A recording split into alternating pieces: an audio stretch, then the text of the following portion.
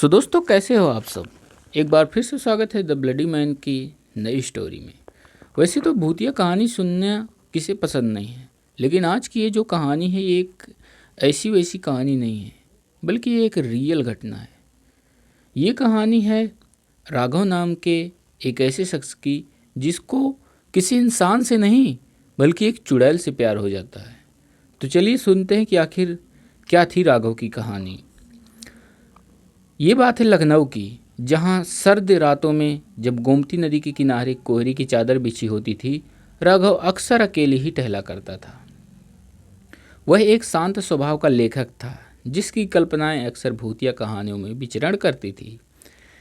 एक ऐसी ही रात जब वह अमीनाबाद के पुराने कब्रिस्तान के पास से गुजर रहा था, उसने एक अजीब सी परछाई देखी। कब्रिस्तान जो दिन में भी उदासी और खामोशी से घिरा रहता था, रात में वो और भी भयावह लगता था। पुरानी कब्रें जिन पर काई जमी हुई थी भूतिया आकृतियों की तरह दिखती थी। हवा में नमी और मिट्टी की सेंधी गंध के साथ एक अजीब सी बेचैनी थी। राघव डरते डरते आगे बढ़ा और देखा कि एक युवती एक पुरानी कब्र पर बैठी हुई है। उसकी पीठ राघव की तरफ थी और उसके काले लंबे बाल हवा में लहरा रहे थे, जैसे उसने एक सफ़ेद लिबास पहना था जो चांदनी में चमक रहा था। राघव को लगा जैसे वह किसी पुरानी पेंटिंग से उतरी हुई कोई रहस्यमयी आकृति हो। वह कुछ देर तक उसे देखता रहा और एक अजीब सी कशिश उसे उसकी ओर खींच रही थी। फिर उस युवती ने धीरे से अपना सिर घुमाया। चांदनी उसके चेहरे पर पड़ी और राघव देखता ही रह गया। वह इतनी खूबसूरत थी जितनी उसने कभी किसी को नहीं देखा था।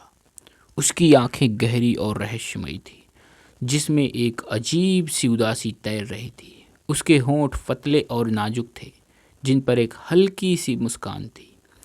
उस युवती ने राघव को इशारे से पास बुलाया। राघव जैसे किसी सम्मोहन में बंधा हुआ हो, धीरे धीरे उसकी ओर बढ़ा। जब वह उसके पास पहुंचा तो उसने धीमी और मधुर आवाज में कहा, तुम कौन हो? राघव ने अपना नाम बताया और पूछा कि वह इतनी रात में कब्रिस्तान में क्या कर रही है। उस युवती ने कहा कि उसका नाम इला है और वह यहाँ अक्सर आती है। धीरे धीरे उनकी बातें होने लगी। राघव इला की सुंदरता और उसकी रहस्यमयी बातों में खो गया। उसे लगा जैसे वह किसी सपने में जी रहा हो।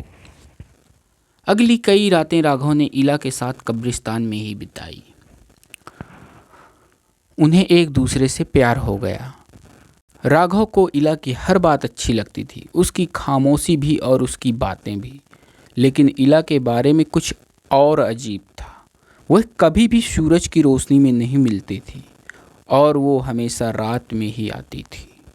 जब राघव ने उससे इसके बारे में पूछा तो वह इस बात को टाल गई।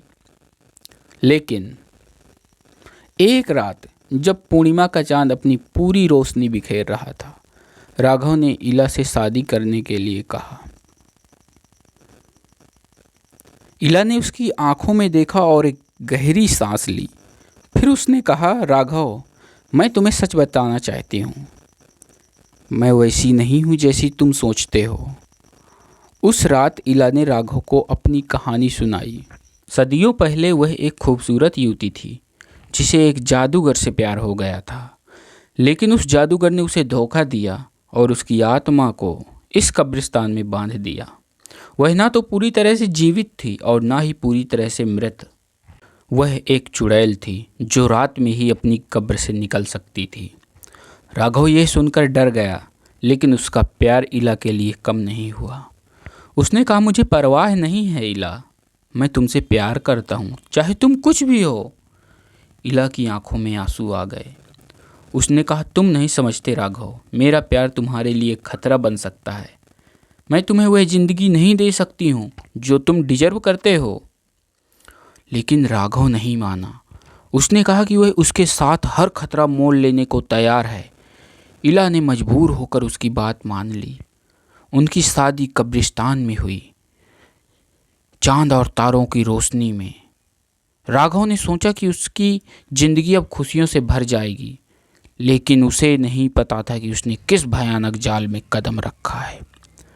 शादी के बाद राघव की तबीयत धीरे धीरे खराब रहने लगी।